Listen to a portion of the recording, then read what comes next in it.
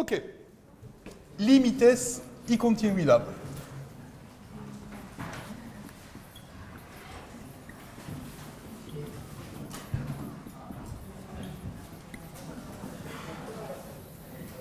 Ok. La vez pasada vimos los extremos absolutos. Y voy a volver a este tema.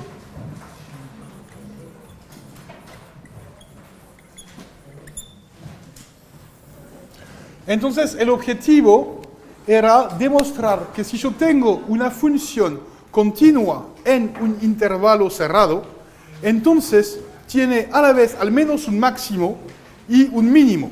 ¿Ok? Y entonces, al comienzo yo había una proposición para introducir el tema y la proposición era si f es una función continua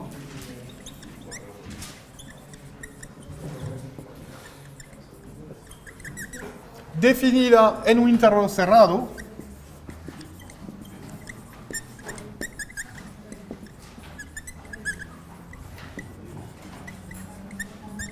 AB, como siempre con A menor que B, entonces está acotada. Entonces, yo había hecho la demostración y hay algunos de ustedes que me hicieron la observación que hubo un punto que tenía dos nombres, que a veces se llamaba S en la demostración y a veces se llamaba X sub 0. Y la razón es que el tipo se llamaba X sub 0 S, el nombre y el apellido. ¿Ok? No, la razón es que me equivoqué. Y, por supuesto, el nombre correcto era S, porque nunca introduje un X sub 0, entonces en sus notas hay que reemplazar, cada vez que ven X sub 0, hay que reemplazarlo por S. Ok, es la primera observación, pero si no, el resto de la prueba es correcto. Y la segunda cosa es que fui muy rápido en la prueba de Weierstrass. Entonces vamos a repasar la prueba de Weierstrass. Teorema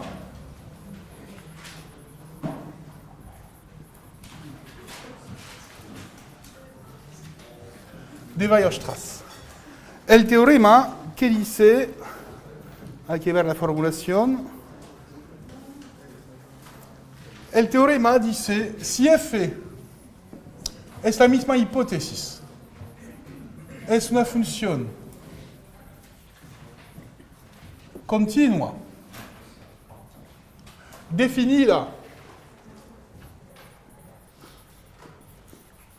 en un intervalo cerrado,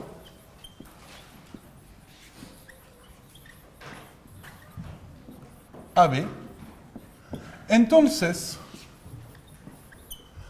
y acá la hipótesis importante es definida en un intervalo cerrado, si no, la propiedad no se cumple. Entonces, tiene mínimo y máximo.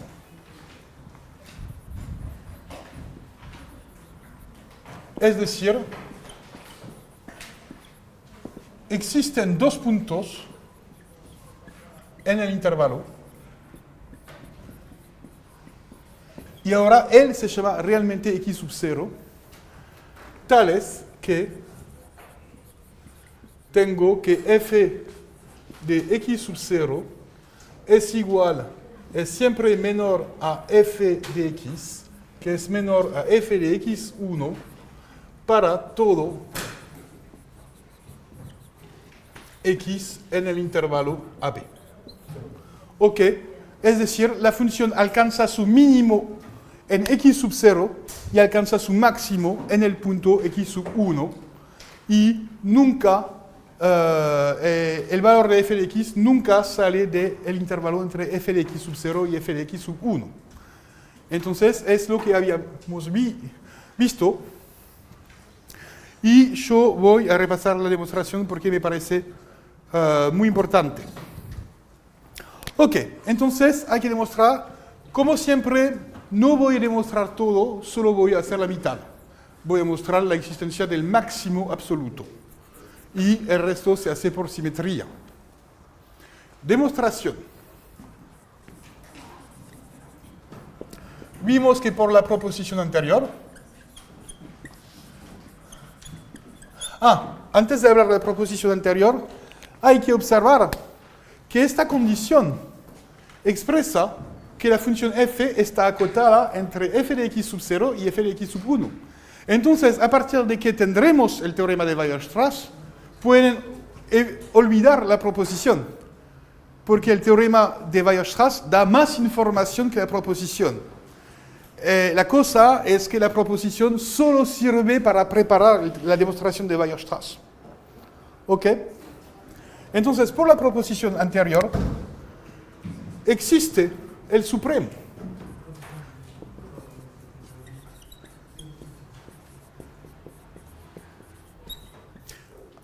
Ahora solo voy a demostrar la existencia de x sub 1. ¿Ok? Entonces, por la proposición anterior, yo sé que existe el supremo que voy a llamar m. ¿Y por qué no lo llamo m? Porque es el supremo. Porque voy a demostrar que este supremo también es un máximo. ¿Ok? Entonces es la idea. Ok, y tengo esta cosa. Y la existencia de m sale de la proposición anterior. Porque si la función no estuviera acotada, yo no podría definir este número. Ok, y además se define la función g de AB en R por g de x es igual al supremo local de la función de f en el intervalo a hasta x. Es decir, hacemos una acumulación de todos los valores de a x y tomamos el supremo. Entonces yo recuerdo la figura que permite entender lo que pasa. Acá, ¿qué hice yo acá? Ok. Tengo una función definida entre a y b. Y tiene más o menos esta forma. Ok. Ahora es f. Esta curva es f. Entre a y b. La cosa es que yo quiero obtener el punto del intervalo donde se alcanza el máximo. Y es claro que el máximo está más o menos acá. ¿Ok? Es el máximo absoluto. Este solo es un máximo relativo. El absoluto está acá.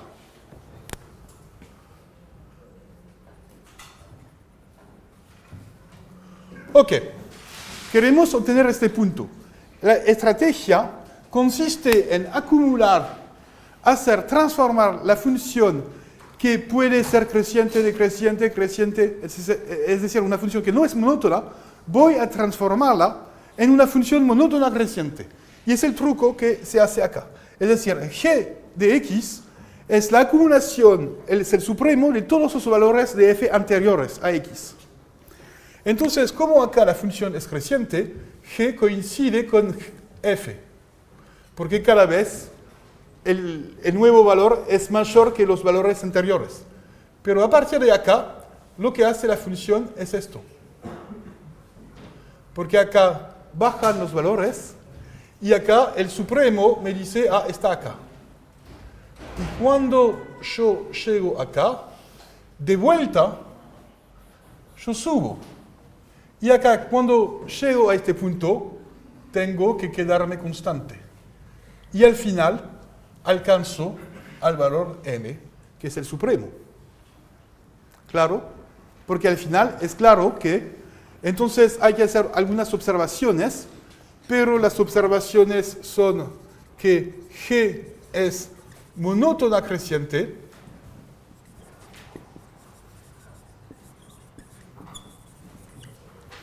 y acá ahora hay que poner en puntitos la función f. Es algo así. Ahora yo tengo g, acá yo tengo f.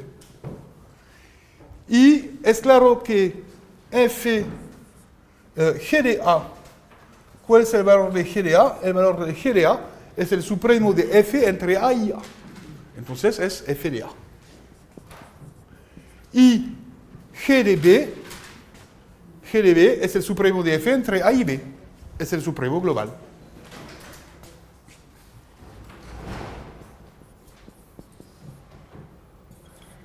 ¿Ok? Es claro por la definición.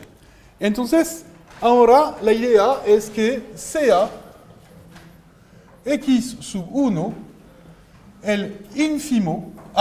Antes hay que definir el conjunto S. Voy a definir un conjunto S. Una pregunta. ¿Sí? G de A es igual a F de A solo en los lados que está creciendo la función. Cuando decrecen, no son iguales. Sí, serán iguales. Porque entonces tu pregunta es que si esta cosa vale solo cuando la función empieza creciendo. Claro. Esto no funciona. Es decir, el sistema es que si, por ejemplo, yo tuviera una función así, entonces el supremo en f de A, entre A y A, es f de A.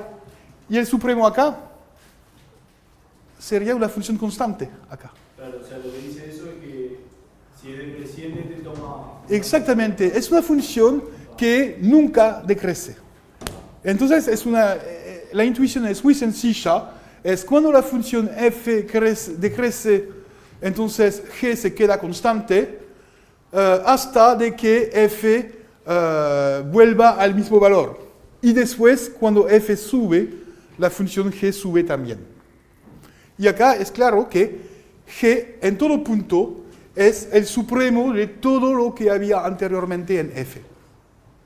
Y es lo que escribí acá, esa definición. ¿Ok? Y por supuesto, esta definición tiene sentido, porque como yo sé que la función está acotada en este intervalo, por supuesto, también está acotada en cualquier subintervalo, entonces este supremo existe. Ok, entonces ahora voy a definir el conjunto S. Voy a definir el conjunto S como el conjunto de los X que tienen valor M por G.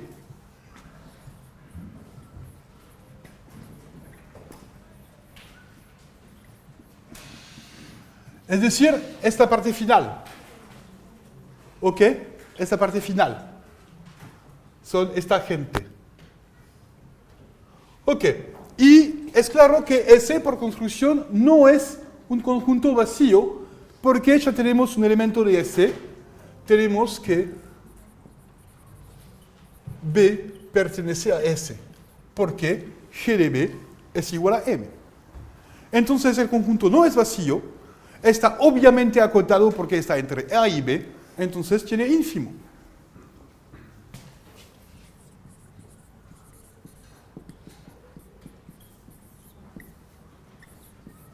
Ok, ahora si yo voy atrás y yo descubro que el ínfimo está más o menos acá. Entonces, en la recta real, acá, si yo pongo mi intervalo AB, acá yo tendría x sub 1 acá. ¿Ok? Cuidado, x sub 1 es el valor de x que corresponde a la primera vez donde se alcanza el valor m por la función g. Ok. Y hay que hacer algunas observaciones. La primera observación es que, de hecho, acá tenemos el intervalo, este conjunto es S, ¿no? Porque a partir de x sub 1 estoy en el valor m. De hecho, no sé qué es el valor de x1. Pero lo que se puede demostrar es que antes de x sub 1 el valor siempre es menor que m. Y a partir de x sub 1 y después de x sub 1 el valor es igual a m. ¿Ok? Y x sub 1 no sabemos si está dentro o afuera del conjunto S. Entonces, la observación, hay dos observaciones, es que para todo x menor que x sub 1, es claro que x por definición, si x es menor que x sub 1, como x es menor que el ínfimo, x no está en el conjunto. Claro, porque es menor que el ínfimo. Entonces, g de x es menor que m. No puede ser igual a m. Tampoco puede ser mayor, porque m es la cota superior de todo en este teorema. No hay nada, ninguna función que supera m. Ok, pero se observa que para todo, ahora, ¿qué pasa para todo x mayor que x1? Se puede observar que ahora hay que demostrar que quedamos al punto m. Y para ello hay que usar el método de aproximación a menos de epsilon. Es decir, existe un punto x' en S. Acá digo que x es mayor que el ínfimo. Entonces, entre x y el ínfimo existe alguien que pertenece a S. Tal que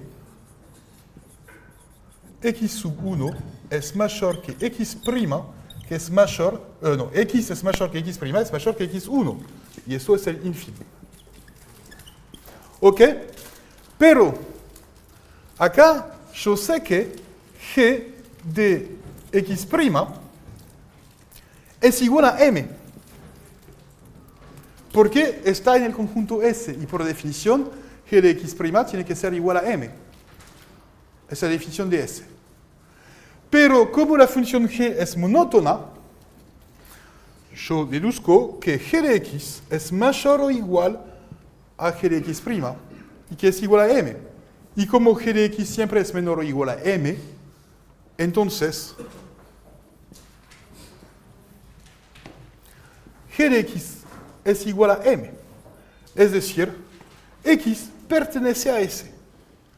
Lo que digo es que todos los puntos anteriores de x1 no pertenecen a S y todos los puntos después de x1 pertenecen a S. Y la única cosa incógnita es si x1 pertenece o no a M, a S. ¿Ok? De hecho pertenece, pero nunca vamos a usar esta información. Se puede demostrar que pertenece. Ok, ahora hay que hacer un informe de situación. Antes de hacer esto, yo creo que olvidé decir algo importante. Sí, la conclusión que es importante es que S es un intervalo que empieza a partir de x1 y que termina a b. Claro, por definición. Entonces la conclusión es que S es un intervalo. Lo que se podía ver en la figura, ¿no? Se podía ver en la figura que ese era un intervalo, pero había que demostrarlo. Como siempre. No se puede satisfacer con la figura. Hay que demostrar las cosas. Ok, la conclusión es que S es un intervalo de la forma. Y acá, como no sabemos lo que hace x1, es o bien de la forma no contiene x1, pero contiene b, o bien contiene x1 y contiene b. La única cosa incógnita es el estatus de x1 y no vamos a usarla. Y lo que yo puedo decir, ejercicio, después se pueden refinar la demostración y mostrar que x, de hecho, es la cosa correcta, está acá. x1 tiene que estar adentro de él. Ese. Ok, entonces vamos a hacer un informe de situación. Informe, acá es una figura que puse en los apuntes. Una pregunta. ¿Sí? Si x1 coincide con b, el intervalo ese tendría solución. Exactamente, tienes razón y es un caso que vamos a considerar. Acá voy a hacer, tienes razón. Entonces tu observación es que quizás que x1 coincide con b y es muy posible. Y de hecho, sería el caso si G, F y G son estrictamente crecientes. Entonces tendremos que considerar este caso particular. Ahora voy a hacer un dibujo en el caso general, pero cuando vamos a hacer la demostración, es claro que quizás que x1 es igual a b y es algo muy posible. Es el caso si f es estrictamente creciente, En este caso, G es igual a F y el máximo se alcanza al final.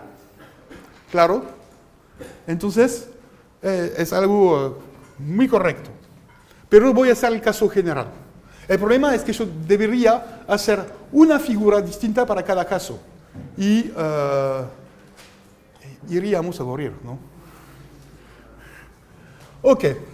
Ahora, la idea es que x1 corta el intervalo en dos partes. Esta parte es la zona donde g de x es igual a m. Y acá, en esta parte, es la zona donde g de x es menor a m. ¿Ok? Tenemos este. Ahora, la idea es que vamos a obtener una contradicción. Entonces, lo que se trata es demostrar que f de x sub 1 es igual a m. Es lo que queremos demostrar. Queremos demostrar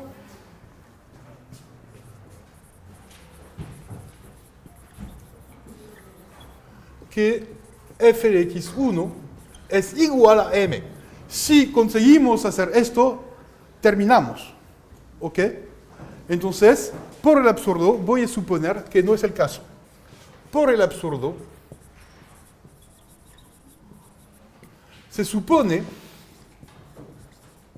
que f de x1 es menor que m. Ok, ¿a qué corresponde?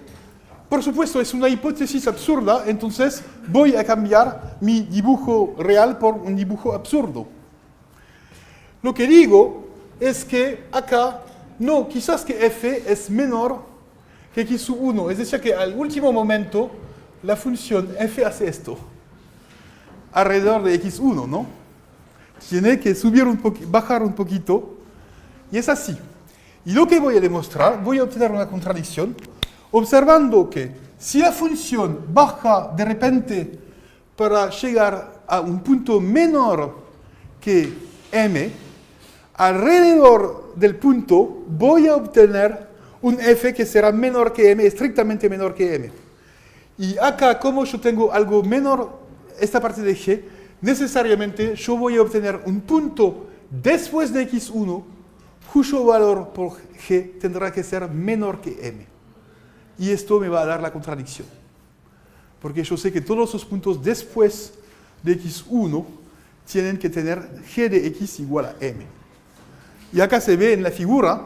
Entonces vamos a organizar la contradicción. Es decir, vamos a partir de esta hipótesis absurda, que acá la función baja, y vamos a agrandar el intervalo donde está menor que m, usando la continuidad. Hay que usar la continuidad.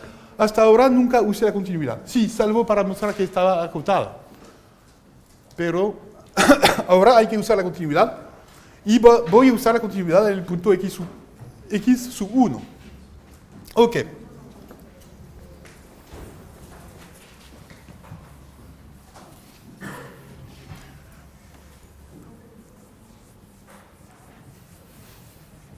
Entonces, como f es continua en el punto x sub 1, entonces voy a elegir mi epsilon. Y el epsilon me voy a dar una distancia de seguridad. Es claro que acá yo tengo f de x sub 1 que es menor que m, y la distancia es m menos f de x sub 1, y para asegurar una buena distancia de seguridad voy a tomar la mitad como epsilon. Sea epsilon igual a m menos f de x1 sobre 2. Y es un número positivo porque por hipótesis m es mayor que f de x1, que es una hipótesis absurda, y lo que se trata es demostrar que es absurda. Ok, tenemos esto. Como f es continua en x1, existe un radio tal que f de x menos f de x1 es menor que epsilon para todo x en el entorno que corresponde, es decir, x0 de radio delta intersección el intervalo AB. Ok. Tenemos esto. Ahora hay que obtener la contradicción. La intuición es la siguiente. Yo voy a hacer una figura. Acá es un intervalo vertical. Acá yo tengo f de x1. Acá es un zoom. Pueden ver este pequeño intervalito. Yo hago un zoom. Tengo f de x1 y acá tengo m. ¿Ok? Y tomé epsilon de tal modo que epsilon, ¿sí? El entorno sería x1. Sería El entorno no, porque es la mitad. No, pero digo ya, el x perteneciente al entorno. Acá el x que pertenece de... De centro x1 y... Ah, sí, tienes razón, x1. Siempre yo quiero poner x sub 0 acá. Siempre. Acá realmente hay que corregirme, gracias. Ok, entonces acá yo tengo la idea, estoy mirando esta cosa, este intervalito, y después voy a ver lo que pasa horizontalmente. Ahora es un análisis vertical.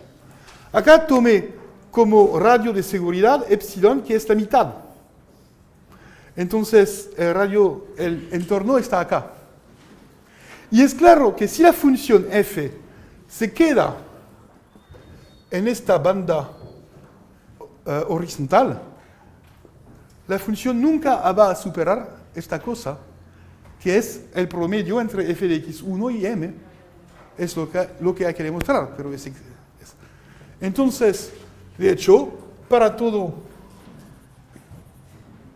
Y es la razón por qué elegí la mitad, es para asegurar que acá yo tengo un límite que no se puede superar y que esté menor que m. Ok, para todo x en dicho entorno,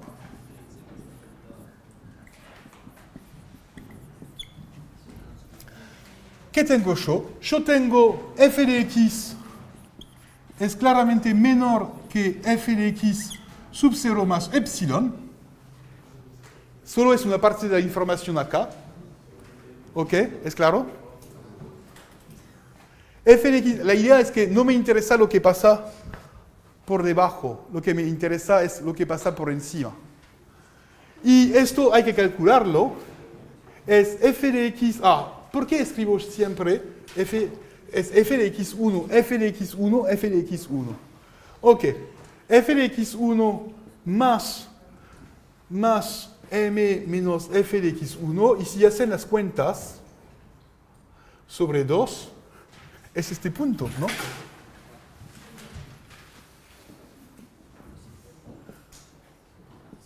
Esto es el promedio. Hay que hacer las cuentas.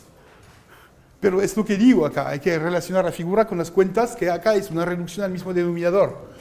Y esto es lo mismo que m menos epsilon. ¿Claro? Acá f de x1 más epsilon es el promedio, m menos epsilon también es el promedio. ¿Ok? Es la mitad. Entonces, acá es muy sencillo porque cuando yo escribo los apuntes, me ayudo con la figura y ya conozco el resultado antes de hacer las cuentas. Es la ventaja de tener una figura. Entonces, y después si hacen la reducción al mismo denominador, todo esto va a funcionar, por supuesto. Ok, entonces sabemos que acá tenemos una zona, acá hay un delta, y tenemos una zona. Entonces es una nueva zona donde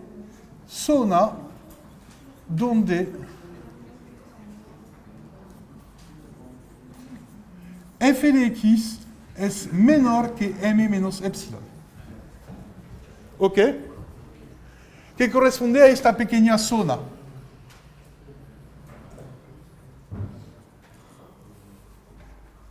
Y ahora voy a obtener una contradicción. es analizar lo que pasa, es decir, que este dibujo es absurdo. Porque ¿cuál es la intuición?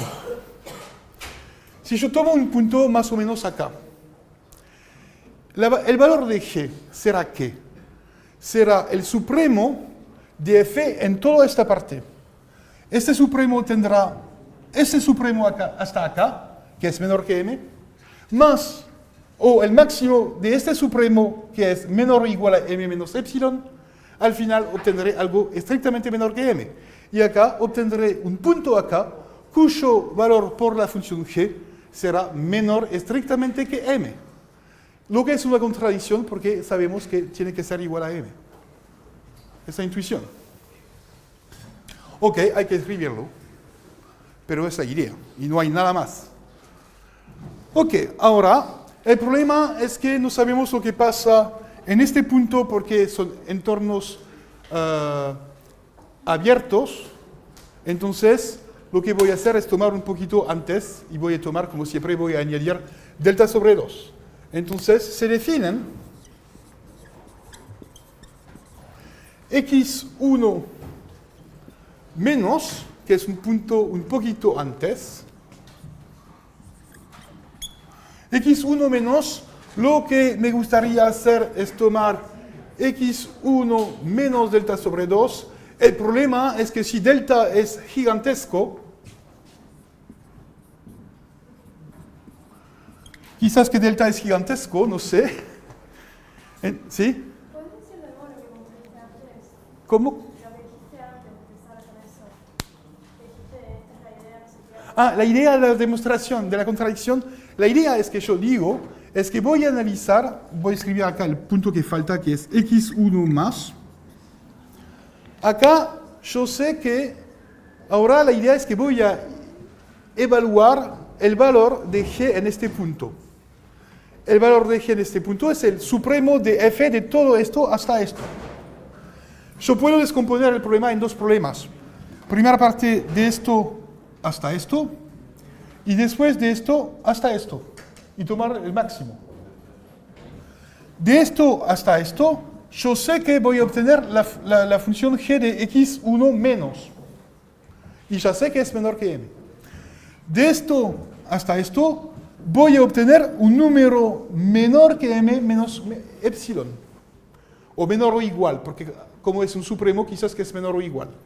Al final, tendré que calcular el máximo entre un número que es estrictamente menor que M, y otro número que es menor o igual a M menos epsilon, que también es estrictamente menor que M. Si yo tomo el máximo, voy a obtener un número menor que M. Pero este número me va a representar el valor de G en este punto, donde se dice que es la zona donde tiene que ser igual a M. Y esa contradicción. Es lo que demuestra que este pequeño dibujito, donde de repente la función f baja, no tiene sentido. Es el argumento formal que muestra esto. Ok. Lo que me gustaría sería tomar x1 menos delta sobre 2. El problema es que quizás que se va demasiado por la izquierda, entonces hay que poner límites a la izquierda extrema, y sabemos que acá la izquierda extrema es A. Entonces hay que tomar el máximo con A. Como siempre, es para poner límites, para acotar. Estoy seguro porque quizás que yo no quiero que x1 menos esté por la izquierda de A. Solo esa razón. Y voy a hacer lo mismo. Voy a tomar el mínimo entre x1 más delta sobre 2 y b. Lo que yo sé es que estos dos números están en el entorno que me interesa. ¿Ok? Ahora tenemos esto.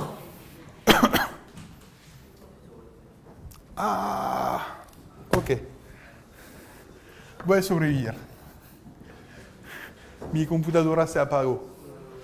Entonces ahora todo en memoria. Ok, ahora hay que hacer... Esta prueba es difícil. Voy a morir. Pero al menos tenemos la idea. Ahora, ok, ahora voy a hacer algunas cuentas. No sé si yo puedo sacar esta figura, es peligroso. La figura que yo no tengo que borrar es esta. porque es la de la contradicción. Ok, se observa lo siguiente. Voy a calcular g de x1 menos, más. Y voy a hacer este razonamiento, decir que es el supremo de f entre este punto y este punto.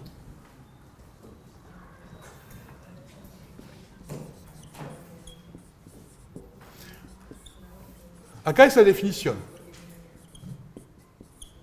Acá no hice nada, es la definición de G. Ok. Esta cosa, este intervalo, se puede cortar en dos partes. Es la unión de A hasta x1 menos y de x1 menos hasta x1 más. Ok. Y el supremo en una unión es el máximo de ambos supremos. Para calcular un supremo en una unión de dos conjuntos, solo necesito calcular el primer supremo, el segundo supremo y tomar el máximo. Entonces, es el máximo de el supremo de f en el primer intervalo y el supremo de f en el segundo intervalo que va de x1 menos hasta x1 más. Ok, es decir, para calcular el supremo de la función f entre este punto y este punto, yo divido el problema en dos partes, supremo entre este punto y este punto, supremo entre este punto y al final yo agrego calculando el máximo. Ok, pero hay un valor que ya conocemos. Esto es g de x1 menos. Ok, entonces esta cosa es igual a g, el máximo de g de x1 menos y del resto. Pero esta cosa, ¿qué sabemos? Acá es el supremo, lo voy a cambiar. Acá hay un menos, acá hay un más. Ok, acá es g de x1 menos. Pero, ¿qué pasa entre x1 menos y x1 más? Yo sé que en este intervalo la función está menor o igual a m menos epsilon. Quizás que si yo tomo el supremo puede ser igual a m menos epsilon, pero no puede superar m menos epsilon. Entonces este máximo es menor o igual al máximo de g de x1 menos y de m menos epsilon. No puede superar este valor. Y ahora se trata de demostrar que esta cosa es estrictamente menor que m y obtendré una contradicción porque habré demostrado que esta cosa es a la vez igual a m y menor que m. Ok. Ahora hay que demostrarlo y hay que distinguir tres casos. Yo creo que ahora yo puedo hacerlo. El problema es que ahora tenemos tu problema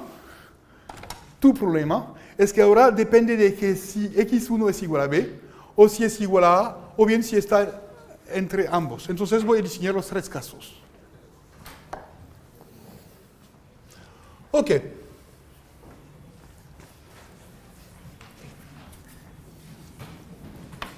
Vamos a considerar los tres casos distintos. Se distinguen tres casos. Y voy a demostrar que son igualmente absurdos.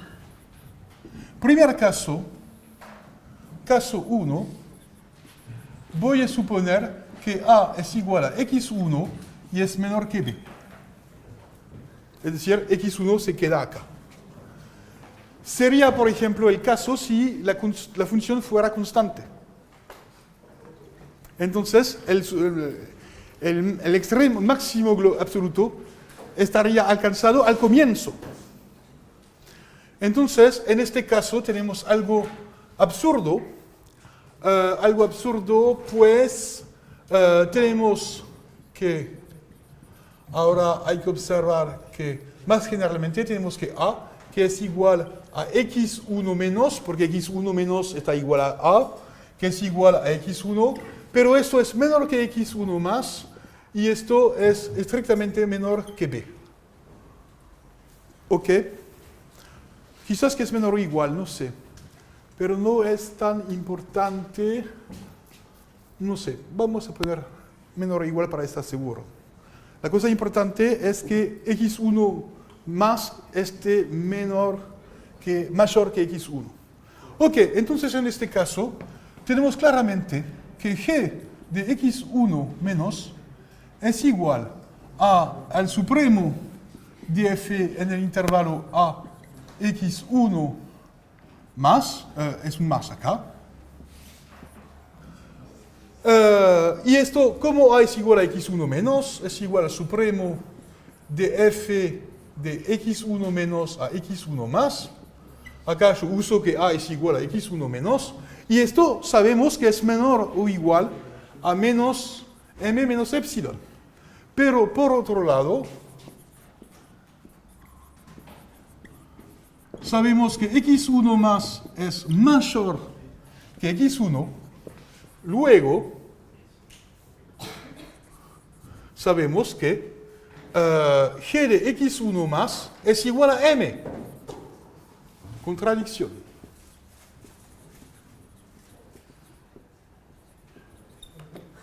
¿Ok? Primer caso imposible. Segundo caso, vamos a hacer el segundo caso. El caso 2 es, ahora x1 es igual a b. A es menor que x1, que es igual a b.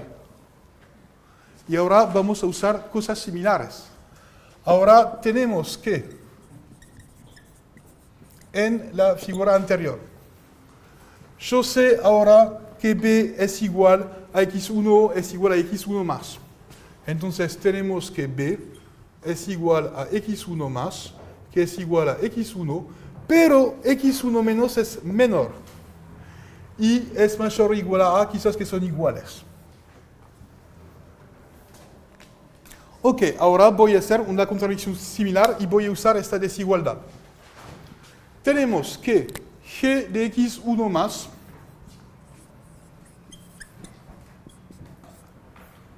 es menor o igual al máximo de g de x1 menos y de m menos epsilon. Es esta desigualdad. G de x1 más menor o igual a esto.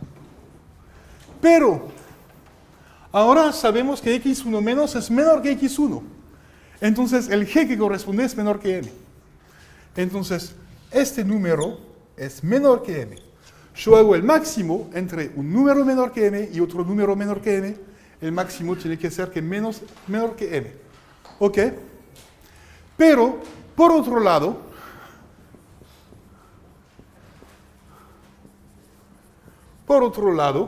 yo tengo que g de x1 más, como x1 más es igual a b, es igual a g de b y es igual a m. Contradicción. Entonces, esto termina el caso donde x1 está acá. Y ahora voy a hacer el caso general, contradicción acá.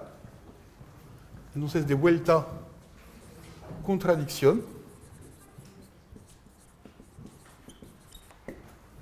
Y ahora, en el último caso, y el caso 3, es que a es menor que x1, es menor que b, y acá se obtiene algo muy similar, porque en este caso tenemos que ahora son todos distintos. A es menor o igual, quizás igual a x1 menos, pero ahora x1 menos es menor que x1, que es menor que x1 más, que es menor o igual a b, en este caso, que es el caso de la figura. Quizás que x1 menos está acá y x1 más está acá, no sabemos, pero no importa. Y ahora tenemos que g de x1 más es menor, no voy a hacer de vuelta el mismo razonamiento, es exactamente el mismo razonamiento, menor que m, funciona exactamente del mismo modo, pero por otro lado,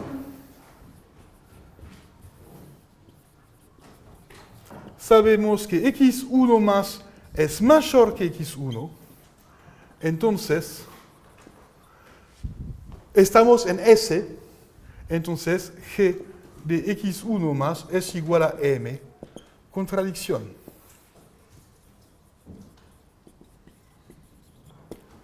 Los tres casos son absurdos. ¿Vieron toda la investigación, todo lo que hay que hacer para obtener una contradicción? ¿Sí? Pregunta. En los casos 2 y 3, llegaste a que por un lado era buena M y por el otro lado menor estricta M. En el caso 1 llegaste a que por un lado era menor o igual a M menos epsilon y por el otro igual a M. O sea, Acá, ¿dónde? ¿En qué caso? ¿Acá? no, ahí. Acá porque x1 más es mayor que x1 y que ya vimos que en esta zona g de x es igual a m. Y x1 si es mayor que x1 terminado, estamos en la zona f de x, g de x igual a m. Entonces tenemos dos cosas que se contradicen. Esta cosa te demuestra que g de x1 más es estrictamente menor que m, solo por cálculo de máximo. Acá la idea es que es esta desigualdad que te hace problema, o bien es esta. ¿Esta? Acá, ok. La idea es que este supremo es igual a este supremo porque A es igual a X menos. Pero este intervalo se queda en la zona donde f de x es menor a m menos epsilon. Si yo tomo el supremo, como todos los valores serán menores o igual a m menos epsilon, voy a obtener a lo sumo un supremo que será m menos epsilon. Entonces este supremo es menor o igual a m menos epsilon porque estamos en la zona f menor a m menos epsilon. Acá, cuidado, yo digo que f de x es menor estrictamente que m menos epsilon, pero cuando se toma el supremo, que quizás que es igual, porque quizás que al límite hay f que hace algo. ¿Ok? Entonces yo sé que es un poquito técnico, pero es un razonamiento típico. ¿Sí? La última parte, cuando dijiste como x1 más es mayor a x1, ¿por qué el valor funcional S es igual a m? Porque es mayor, es en la zona. Hay que referirse a esta figura. Si x1 está a la derecha de x1, entonces sabemos que g de x1 más es igual a m. El problema es que a veces la razón por qué distingue tres casos es que a veces los dos puntos acá a veces se confunden con x1, entonces no podemos concluir. Entonces no busco la contradicción en el mismo lado cada vez. Pero pueden ver que todo esto partía de una idea muy sencilla, que esta figura era idiota, era absurda. Y era para entender lo que pasaba detalle por detalle. Y al final partimos de una intuición geométrica de una figura absurda y se obtiene un razonamiento matemático que solo usa las propiedades usuales de lo que sabemos hacer. Es típicamente así que se busca una demostración de matemática. Acá yo estoy de acuerdo que esto no es una demostración trivial. Es una demostración no trivial. Y como no estaba escrita en los libros, yo tuve que hacerla y era para mí un buen ejercicio. Quizás que se podría simplificar. No estoy seguro que esta es la demostración más sencilla. Ok, ahora tenemos, ¿qué hora es? Ok, pasamos mucho tiempo sobre esta cosa.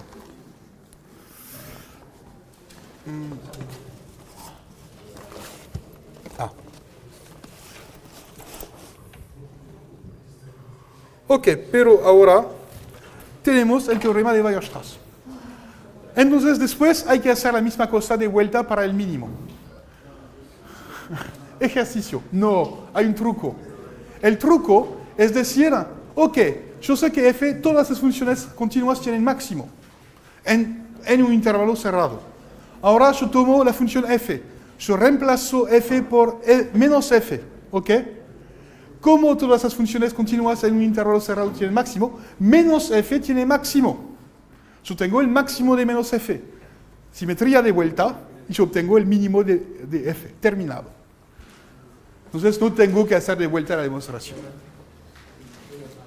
Solo hay que hacerla una vez para el máximo o el mínimo. Y después hay el truco usual que consiste en hacer una simetría respecto al eje X. Ok. Entonces tenemos una demostración que no es tanta trivial.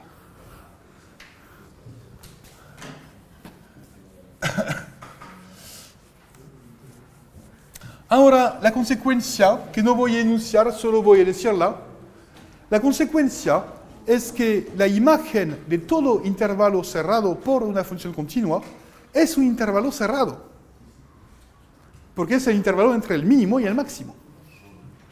¿Ok? Entonces vimos que la imagen de un intervalo por una función continua siempre es un intervalo, pero a veces la imagen de un intervalo abierto puede ser abierto o cerrado. Pero en el caso donde el intervalo de partida es cerrado, su imagen siempre es un intervalo cerrado, debido a Weierstrass, y es la razón de Weierstrass.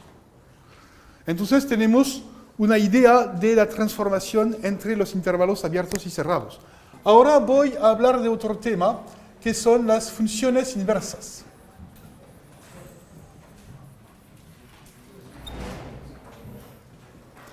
Entonces hay que recordar una cosa,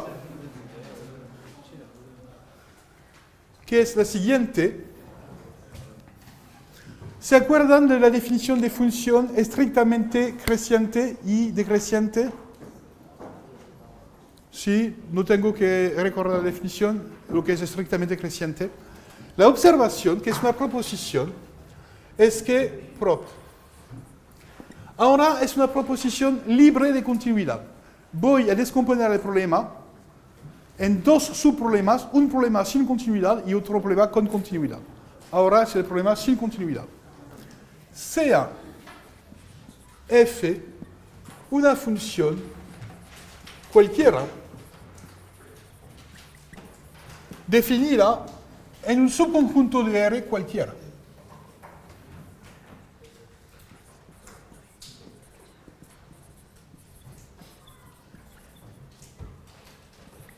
No es necesariamente un intervalo.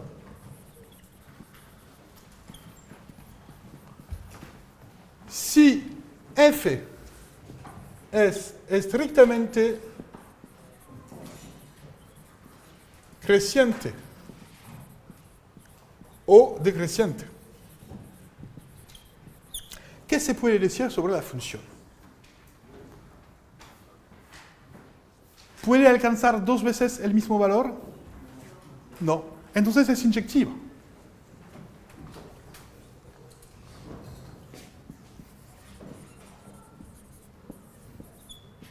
Acá no voy a hacer la demostración.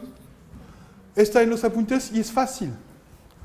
Solo hay que observar que si yo tomo dos valores distintos en A, entonces yo puedo clasificar, o bien hay uno que es menor que el otro, o bien al revés. Entonces van a tener dos valores distintos por f, porque es estrictamente creciente. Entonces f es inyectiva, y como toda inyección, cuando tenemos una inyección, constituye una sobreyección sobre su imagen. La idea es que cuando yo tengo una función, siempre tengo la posibilidad de restringir su codominio a la imagen de la función. Si yo tengo una función positiva de R en R que es positiva, yo puedo cambiar el codominio por R más. ¿Ok? ¿Y qué pasa si yo restringo el codominio de f a la imagen de f? ¿Qué va a hacer la función? Va a ser biyectiva, como toda inyección.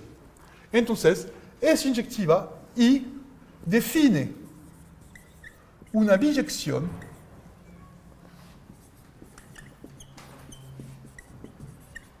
entre A y su imagen, que voy a llamar B, que será igual a f de A, por la función f.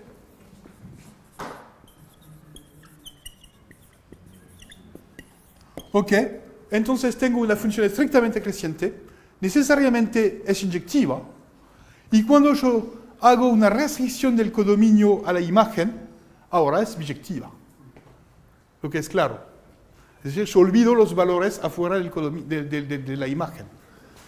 Pero además, la función inversa, ahora yo puedo hablar de función inversa, también es estrictamente creciente o decreciente, y la misma cosa.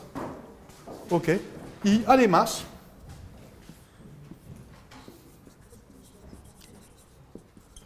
la función inversa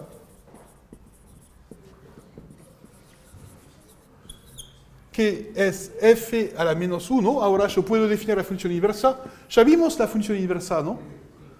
Es decir, cuando tenemos una biyección, se puede usar la función al revés. Y ahora la función inversa es una función que parte de la imagen de f y que llega a A. Y la función inversa también es estrictamente creciente o decreciente.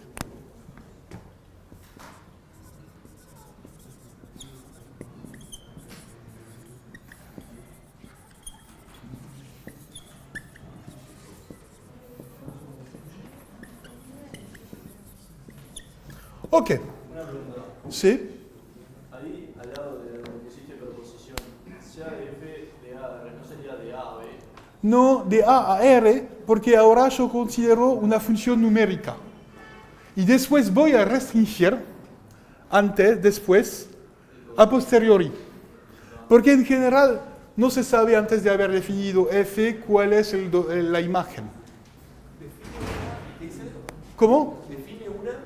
Una biyección, ¿no? Biyección. Ah, escribí a la francés, disculpa. Biyección. A veces me sale la palabra en francés. Es una biyección. Lo que decís es que escribo mal, ¿no? Ok, ¿entienden? No voy a hacer la demostración, es trivial. Solo hay que, como se dice en francés, empujar los símbolos. Es decir, hay que decir, ok, voy a tomar la definición y todo se cumple fácilmente. Entonces, es una cosa que es muy general y que no tiene nada que ver con la continuidad. Ahora la pregunta es la siguiente. ¿Qué pasa si yo añado la hipótesis de continuidad? Acá es un lema súper general que no habla de continuidad. ¿Qué pasa si yo añado la hipótesis de continuidad? Ahora, por supuesto, ¿qué pasa si yo trabajo en un intervalo? Cuando se trata de, cuando se manipulan funciones continuas, solo usamos intervalos. ¿Qué será la forma de la imagen? Será un intervalo también. Tendrá la misma forma. ¿Y qué pasa? Entonces, si es estrictamente creciente, por supuesto, la imagen será estrictamente creciente. Pero si la función es continua, ¿qué pasa con la función inversa? También será continua y se puede demostrar. Entonces, se extiende el teorema con la hipótesis de continuidad y todo funciona bien. Entonces, el teorema es casi el mismo enunciado.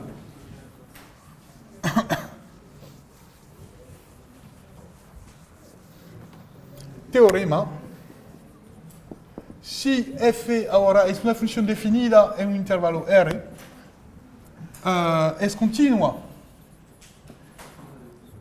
y estrictamente creciente o decreciente,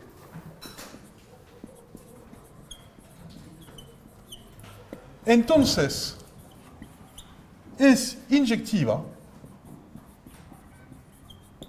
y define una, y ahora no me equivoco, biyección, es así que se escribe, de y a su imagen J, que es la imagen de F. Y ahora sabemos que J es un intervalo, gracias al teorema de Bolzano. ¿Pueden ver cómo todo esto se enchufa bien? Porque esto, para tener una situación simétrica, tenemos que verificar, para invertir la función, tenemos que verificar que la imagen de I también es un intervalo. Y ahora se necesita el teorema de Bolzano. Entonces, acá intervalo por Bolzano.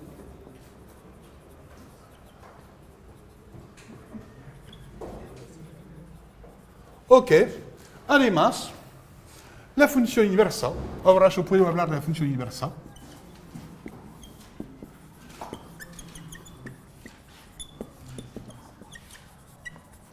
F menos 1, que va de un intervalo J hasta I, es monótona creciente, es estrictamente creciente o decreciente, y es continua.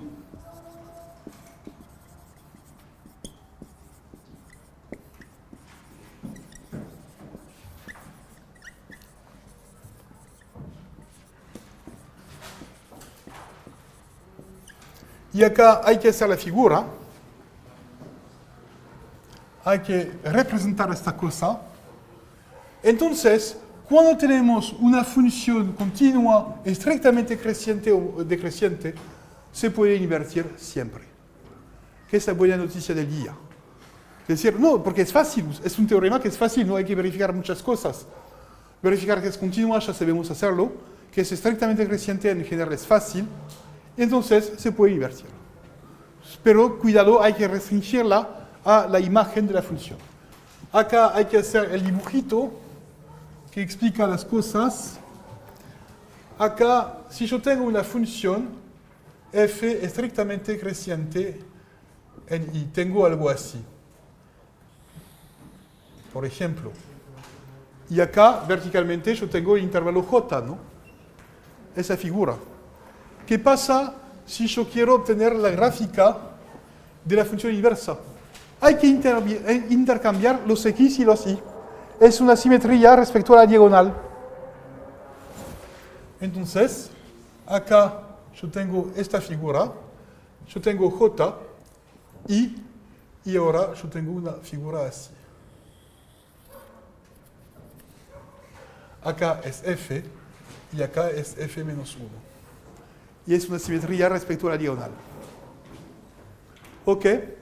Y esto me va a permitir inversar las funciones. Ok, ahora vamos a hablar, a ver ejemplos. Ejemplos de funciones que se pueden invertir. ¿Sí? ¿Sí? Entonces, saben que hay un punto que nunca cambia. Ajá, un punto fijo. Sí. Buena cosa porque... no, yo creo que hay una excepción. No, yo tengo una excepción, disculpa. Es verdadero si I y J son compactos, son cerrados. Pero si no son cerrados, te voy a dar un contraejemplo. Tomo I igual a J igual a R. La función que es biyectiva es x, f de x igual a x más 1. Hay que tener un intervalo cerrado, se llama el teorema de Brouwer. Pero es el teorema, lo que él menciona es el teorema de Brouwer. No sé cómo se pronuncia esto. En dimensión 1. Lo que dice es que si yo tengo una función definida en un intervalo cerrado y que tiene valores en el mismo intervalo cerrado, entonces tiene al menos un punto fijo, un punto que no cambia. Y esto es verdadero y no, es totalmente afuera del programa. Pero es para contestar. Y de hecho, esto funciona para cualquier dimensión. Es decir, si yo tengo una función definida en un disco cerrado, hasta el disco cerrado, siempre tiene punto fijo. Si yo reemplazo el disco por una bola de dimensión 3, una bola, que es una función continua definida de la bola en la bola, entonces tiene punto fijo. Y yo puedo reemplazar la bola de dimensión 3, que es la que conocemos, por una bola de dimensión 4 o 42 o más. Y todavía funciona y tenemos una demostración. Es el teorema de Brouwer, que fue demostrado en 1907, algo así, o 8. Entonces es un teorema del comienzo del siglo XX. Es bastante reciente. Ok, pero no tiene vínculo, pero yo tenía que contestar. Ok, ahora tenemos esta cosa. Ahora vamos a ver ejemplos. ejemplos porque es un teorema súper útil para definir nuevas funciones continuas. Y en particular, la raíz cuadrada es la inversa del cuadrado. Y vamos a definir la raíz enésima ahora. Ok, ejemplo, raíz enésima.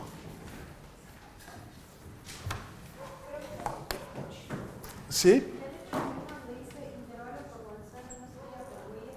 No oigo nada. ¿Dónde dice intervalo por Bolzano no sería intervalo por Huescas?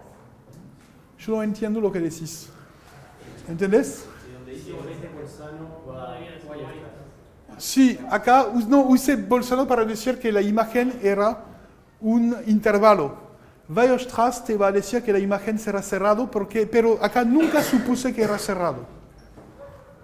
Bolzano es el teorema de los valores intermedios. Y el corolario de Bolzano te dice que la imagen de un intervalo es un intervalo. Weierstrass te dice la imagen de un intervalo cerrado es un intervalo cerrado. Acá nunca usé Weierstrass. Solo porque el intervalo no es cerrado. El intervalo quizás que es cerrado o no. Acá no supuse que era cerrado. En la figura puse algo cerrado, pero pueden sacar los lados del rectángulo y obtienen intervalos abiertos. ¿Ok? Entonces no hay ningún problema. Acá es algo que no tiene que ver con Weierstrass. Por supuesto se puede agregar con Weierstrass. Pero lo que voy a hacer ahora es un ejemplo, es la raíz enésima.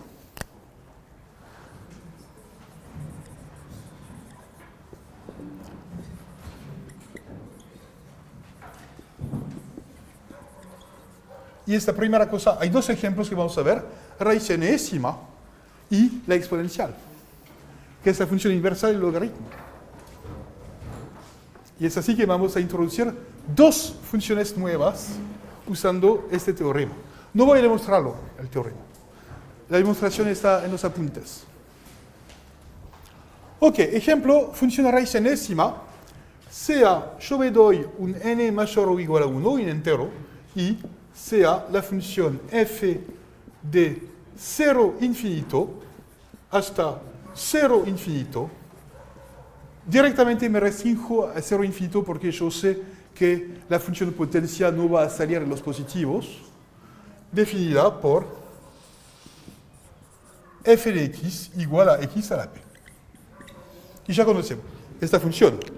Cuando p es igual a 1 es la identidad. Cuando p es igual a 2 es la parábola. Cuando p es igual a 3 es la cúbica. Cuando p es igual a 4 es una cuártica.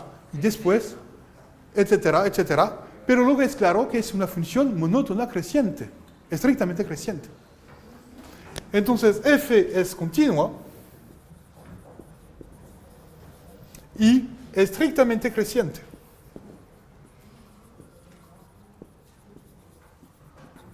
Ahora, ¿cuál es la imagen de f?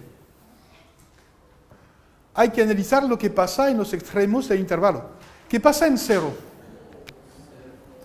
Vale 0. ¿Qué pasa en más infinito? ¿Cuál es el límite cuando x tiende a más infinito? X a la p tiende a más infinito. Entonces el intervalo de imagen será, es un intervalo, porque la función es continua. Entonces tiene que contener 0 y tiene que contener ir al infinito. Entonces el único intervalo que contiene 0 y que se va al infinito es 0 infinito. No hay otro. Es la ventaja de tener intervalos. Es decir, si yo sé lo que pasa al comienzo y al final, yo sé todo lo que pasa en la mitad. ¿Ok? Entonces, yo sé que la imagen, esto es la imagen de f. Es f del intervalo. Es decir, ya no tengo ningún problema de restricción. Entonces, esta función es estrictamente creciente, es continua y ya es biyectiva, entonces se puede invertir. Entonces, se escribe raíz enésima de x, por definición, esta función inversa. ¿Ok? ¿Y qué ganamos con el teorema? Es que sabemos que es una función continua.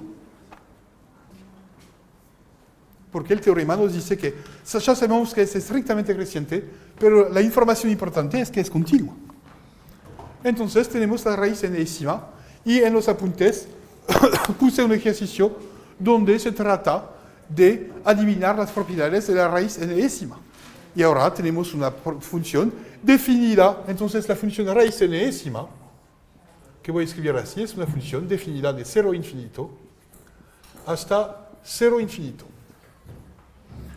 Y hay una observación que hay que hacer en el caso de la función raíz enésima, entonces ahora pueden usar raíz cuarta, raíz de orden 42 si quieren, y ya saben que es una función continua, y después vamos a ver que es derivable. Ok, y la información que yo quiero obtener, además, hay una observación. ¿Por qué hice acá una restricción a 0 infinito? ¿Por qué no consideré los números reales? Porque a veces la función es decreciente. Si tienes la parábola, por ejemplo, es decreciente y después creciente. Entonces no se puede aplicar el teorema a toda la parábola. Entonces, cuando P es par, no se puede hacer más. Pero ¿qué pasa cuando P es impar? Cuando P es impar, de hecho, la función x a la n, cuando n es impar, la función x a la n es monótona creciente, estrictamente creciente sobre todo R. ¿Claro? Acá hay que acordarse de la forma de las funciones n igual a 1 es la identidad, n igual a 2 es la parábola, n igual a 3 es la cúbica, acá está muy mal, algo así, n igual a 4 es una cuártica, algo que parece así, está muy mal, etc. Y siempre tiene la misma alternación de formas. Y es claro que en este caso, yo puedo tomar todo R, porque la función es estrictamente creciente. En este caso, solo puedo tomar R positivo, si no tengo un problema con esta parte. En este caso, yo puedo tomar todo R. En este caso, yo solo tengo que tomar la parte positiva. Entonces, la observación es que cuando n es impar, se puede reemplazar la media recta 0 más infinito por todo R. Y no cambia nada. Y se puede invertir. Es decir, la raíz cuadrada solo existe en los positivos, pero la raíz cúbica existe para todos los reales. Pero la raíz cuártica solo existe para los positivos o nulos, pero la raíz de orden 5, ella existe para todos los números reales. Entonces, una vez por dos, tenemos algo que solo existe en la parte positiva y la otra vez tenemos algo que existe en todo R. ¿Ok? Y son todas funciones continuas. ¿Ok? Y ahí el último, que es el ejemplo más importante, es el ejemplo de la función logaritmo, que vamos a invertir.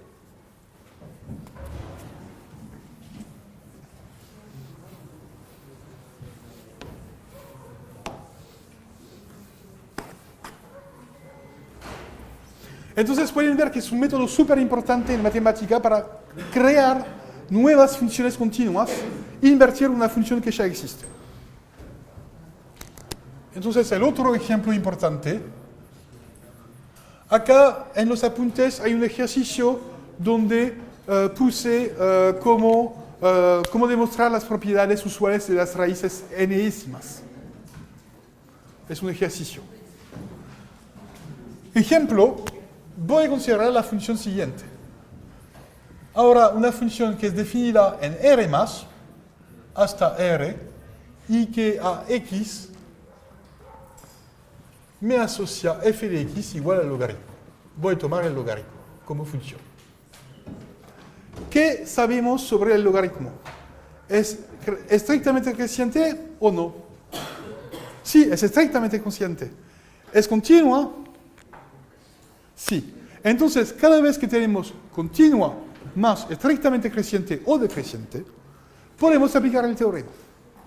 La única cosa que tenemos que hacer es determinar la imagen del logaritmo. Y lo que nos ayuda es que es un intervalo.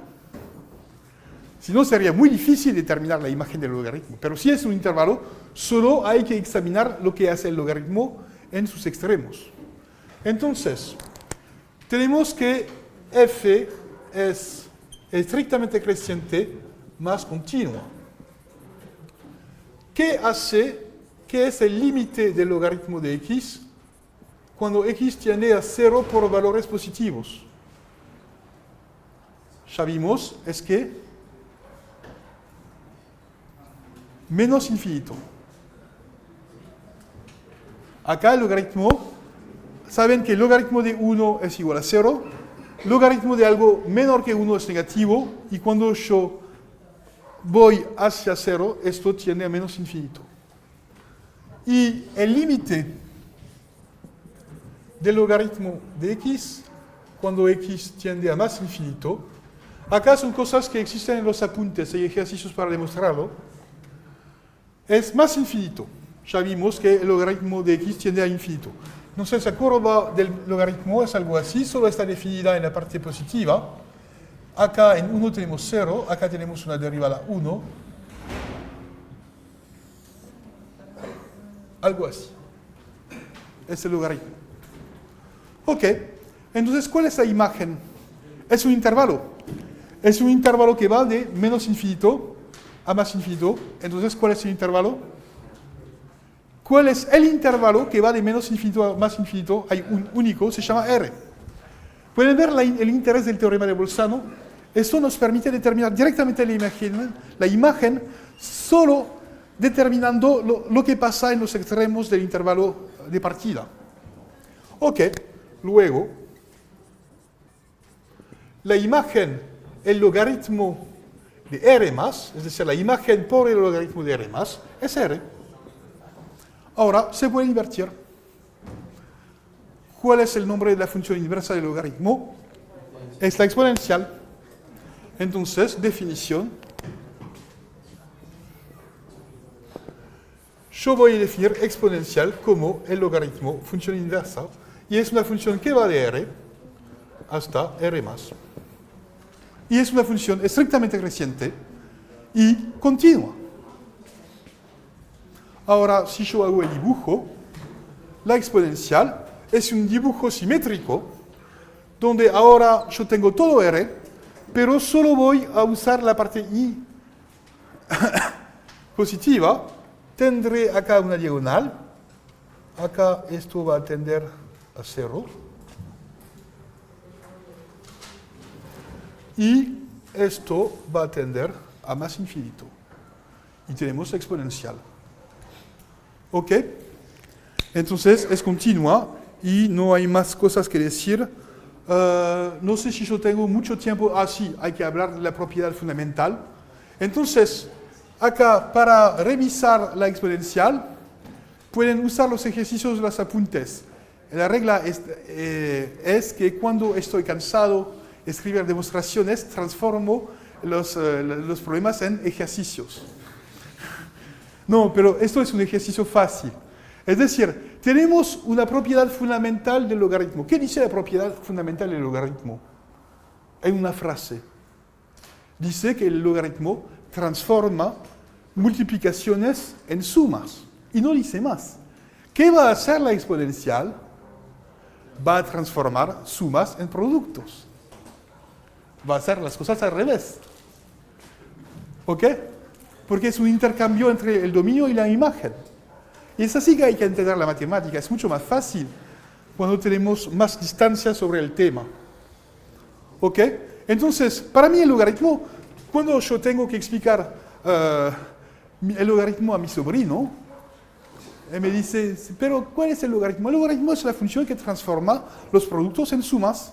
¿Y cuál es la exponencial? Es la función inversa que transforma las sumas en productos. No hay que decir más. Es así que se ve de modo abstracto el logaritmo. Ese interés, ya expliqué cuál era el interés del logaritmo. para simplificar el cálculo de productos. Por supuesto, la exponencial no simplifica el cálculo de sumas porque transforma en productos. Pero esta función inversa es una función súper útil.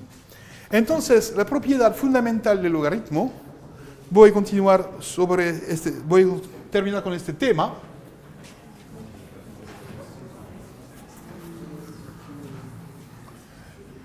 Entonces, la propiedad fundamental del logaritmo, del exponencial, es que la exponencial de 0 será igual a 1, la exponencial de una suma será igual a un producto de exponenciales,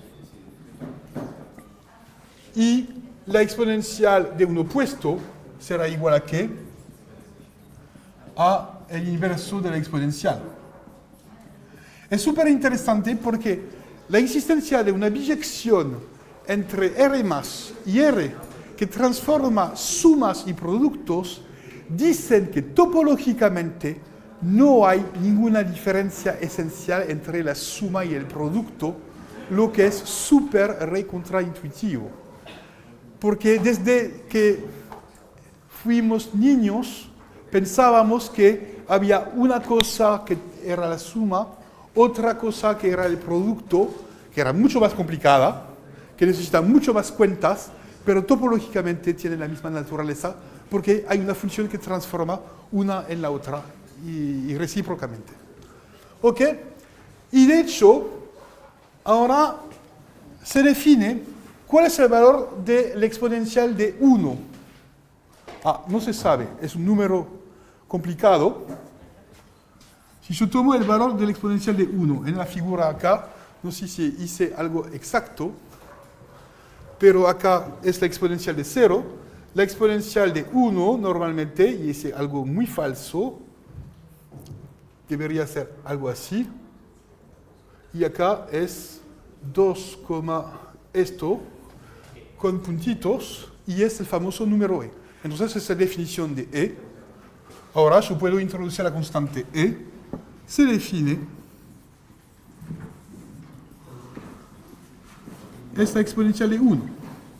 Y lunes vamos a seguir con las propiedades de la exponencial, que es una función muy importante en matemática. Gracias.